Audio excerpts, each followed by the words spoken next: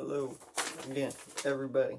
Alright, so we're going to continue the Dr. Mike MGP project, and really don't even want to do this. Don't really have space for a thorough experiment.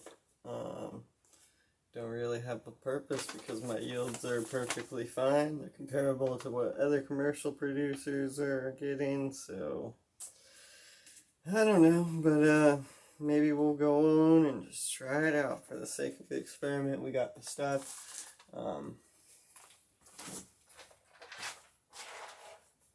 plates.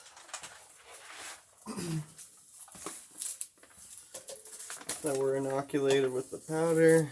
I don't know if you'll be able to see it. This is the one that had some water in it. Got it kind of spread around.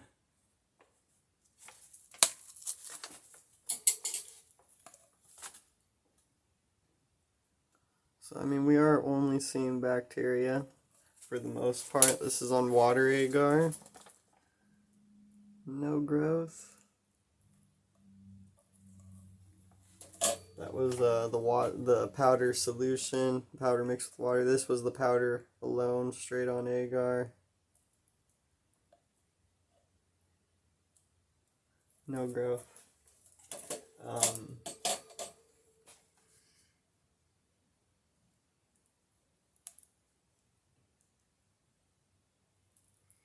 So just back to except, this is one of the most interesting plates. A lot going on here.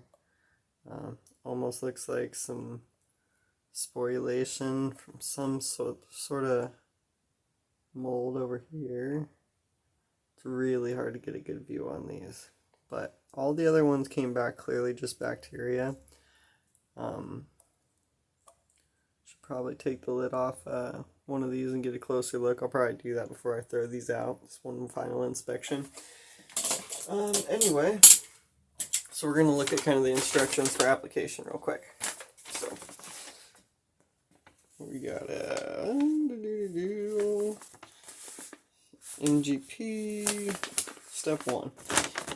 Get a scale. If you have one already, great. You will need to utilize a half gram of MGP or trichovic powder per 250 milliliter of non-chlorinated water, or 2 grams per 1 liter of non-chlorinated water, such as reverse osmosis. DI, I'm not sure what that is, distilled or spring water. Sanitize your measuring spoon with 70% alcohol, isopropyl alcohol. Be sure to reseal your pouch and store it in a cool place out of direct sunlight. Once mixed, store hydrated solution in refrigerated area. Step 2. Add the formula and water into a robust spray bottle. Do not use Fluorosol or similar spray bottles. You may use more than a half gram of formula when used with more water. Step 3. Add either reverse osmosis or mineral water to your spray bottle. Do not use chlorinated tap water. Once full, shake and apply as needed. Store in refrigerator. Discard when pungent odor evident. Excuse me. Okay. So it pretty much tells you to get a 1/4 liter of water and add a half gram, or 2 grams per liter. Sanitize a spoon with isopropyl. Add to water. Okay, application instructions. Step 1. Spray twice inside the grow tray, grow bag, or whatever surface your bulk substrate is coming into contact with. Ensure spray is evenly dispersed across the surface of your growing container. So this is advertised for gourmets, and most people grow in bags, and a lot of people use master mix or supplemented sawdust. Either way, it wouldn't make sense to add this to your bag before you steamed it, obviously. So that is kind of a questionable step in this process, but we're going to go ahead and just add it to our spawn. It says step 2, add your grain spawn to the tray or grow surface. Break grain spawn up so it is ready to mix with bulk substrate material. Proceed to spray grain spawn with 4 to 8 sprays. For 5 pounds of hydrated bulk substrate spawn, material mix 4 sprays. For 10 pounds, 6 sprays, and for 15, 8 sprays. So I'll have to weigh the bags of spawn we're using before I spray them. I'll probably just spray the grains and shake the bag around a little bit before we spawn it. Mix grain spawn together using sanitary practices, surgical gloves to ensure even distribution of Trichovict or MGP. So I'm actually going to sterilize the spoon, do all this in front of the flow hood. I'm going to mix up like 3 liters of this in a 3/4 of a gallon of distilled water in front of the flow hood, and we'll go from there. I'll probably add it to a jar. I might even just make up a jar of it actually, and then add that to a spray bottle. Ensure bulk substrate material has cooled below 110. Once cooled, mix substrate and treated grain spawn together using sanitary practices. So you guys can kind of just watch how I'm going to approach this here in a minute. Step 4, once the substrate is mixed and the top surface is in its finest position, spray the top surface twice. Ensure even spread across the surface of the substrate. So this is going to be kind of hard to do in a grow bag for conventional gourmet production. We might just be able to do it though. Cover the substrate and then place in your incubator at preferred temperature for best results. We will seal our bag and leave in our incubation room. Step 6, do not disturb your substrate until the 4th day. Forget it even exists. And to say that, I mean, and to recommend this product to such a wide variety of species, just doesn't really make sense to me. I mean, maybe Kabinzies and oysters, but I think it's really going to depend on your spawn rate too. So MGP Plus and Pure may have sped up colonization sufficiently where you are ready to introduce FAE, fresh air exchange, and put your gourmets into fruiting conditions on the 4th day. If your mycelium pure is ready for FAE, do not hesitate, as overlay matting may occur and will develop at a faster rate with MGP. Okay, I could go on about this, especially considering a lot of varieties and species will just pin in the bag regardless, or pin in your tub regardless of you changing your fruiting conditions depending on how you originally had your environment set up. Whole different dealio. Okay. Step 7, finally. For best results and for maximum resistance against contamination, reapply Trichovict or MGP every 3 to 5 days, or use as a dunk additive between flushes. When used as a dunk additive, use approximately a 1/4 gram of formula per 10 pounds of sub/spawn weight. So, I guess, let me reread that. When used as a dunk additive, use approximately a 1/4 gram of formula per 10 pounds of sub/spawn weight. So, kind of weird there, because you wouldn't dunk your spawn, I don't think. You never know what people will do, though. And I guess for 10 pounds of sub, I guess if you had a 10-pound substrate that you wanted to second flush, you could just measure out as much water as you were going to use and then throw a 1/4 gram in there and let it soak with that. Okay, man, these instructions alone are just stressing me out, to tell you the truth. And we're not going to go over this, but if anybody's interested in just the trike stuff, man, I need to remember to like mirror my videos. Started editing some, and tell you what, I'm a better mushroom grower. Yeah, okie dokie. Alrighty, so we're gonna make this happen. Like I said, I don't even want to do this. don't want to do it. I don't think that there's a lot of testing that could be done to really prove these products. Products like this do exist in like Europe and China,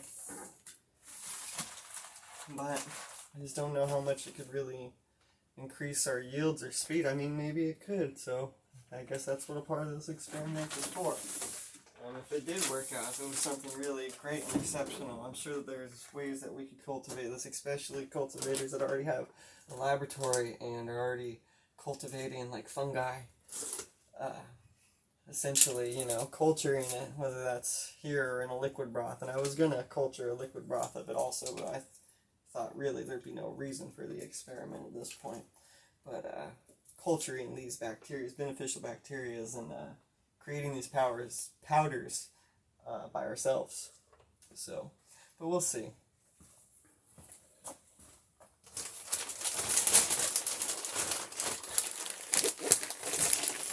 Obviously, we won't be testing Cabinzi's. Thanks, Uncle Sam. So I figured that we would do Piopini. I think Piopini will be the best one out of the 4 varieties that we run. Figured regular oysters are just too aggressive. I mean, might be worth a shot, but it'd just be so quick to really judge colonization, I think. I have Black King oysters. They take 3 weeks to colonize on average, and then you cut them open, and they usually fruit. But, I don't know. I figured that we could do the Lion's Mane and Piopini. Lion's Mane should be cool. It doesn't start to pin until you cut it usually. And, the Piopini starts to pin at 3 weeks in the bag, so I thought this would really be the best example of this product's efficiency, because we'll be able to not really necessarily have to touch it to observe its capabilities as far as how fast it can help fruits be produced. And we're going to try it on a reishi. I have the TF05 from Terrestrial Fungi, which does the really cool bonsai stuff, and figured why not. So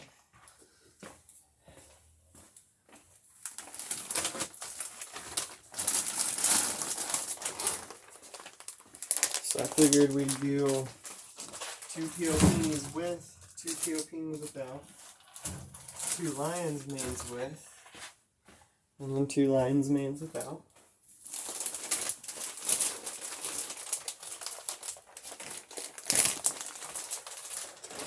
And I guess we got the blocks for it, so might as well do 2 reishis with, 2 reishis without. And theirs are over there. I do need to go grab the spawn that I put into the refrigerator, not thinking I was going to use it. I wasn't thinking I was going to use it because I spawned my regular production yesterday, and I was going to do this yesterday, but I didn't. So I'll go grab the spawn out of the fridge, get cleaned up a little bit, come back, fast forward.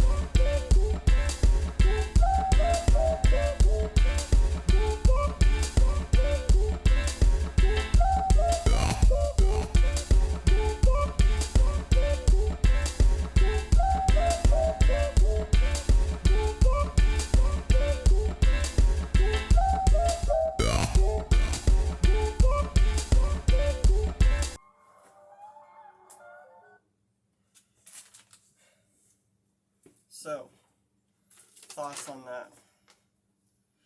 It made sense to me at a certain point because I was kind of under the impression that you would spray your spawn accordingly, but it says proceed to spray grain spawn with 4 to 8 sprays, and then it says for 5 pounds of hydrated bulk substrate / spawn material, mix 4 sprays for 10 pounds, 6 sprays for 15/8.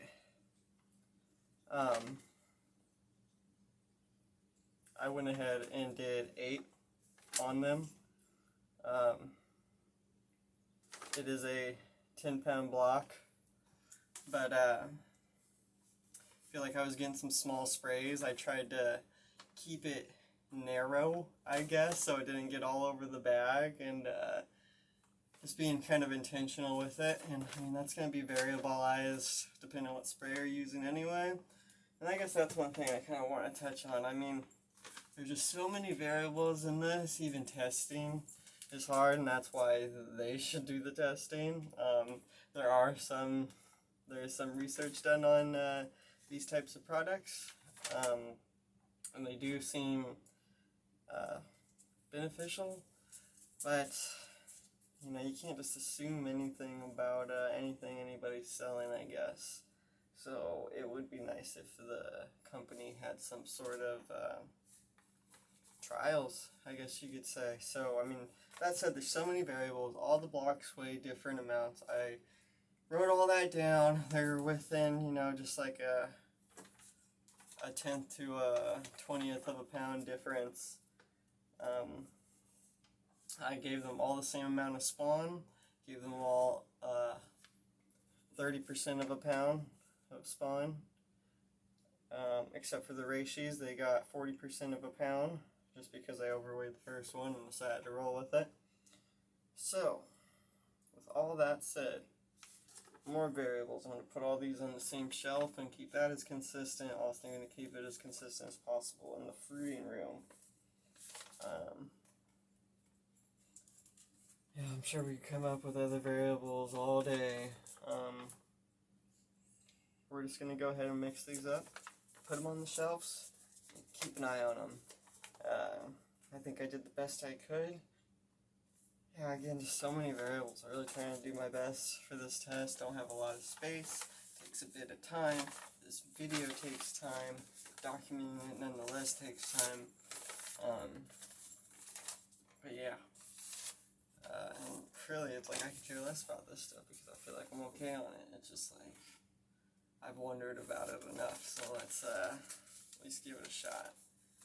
As for these things, take a little video before I throw them out.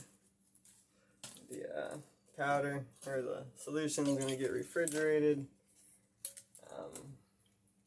Spray bottles refrigerated. Yeah. Did anybody notice that I weighed it on a piece of foil that I sanitized with ISO and then ran the torch over? I don't know why not. Excuse me. And at a certain point I gave up the scalpel to measure it because I was getting impatient for it to cool down, so I just kind of weighed it out. Yeah, we're going to keep an eye on this, guys. Hopefully it's interesting enough. Who knows? I mean, G. Willikers, right? Okay. Alright, I'll see you all later. Okay. I'm sorry. Why I did 8 sprays wasn't because they were smaller, although I would suggest narrowing down your spray a little bit.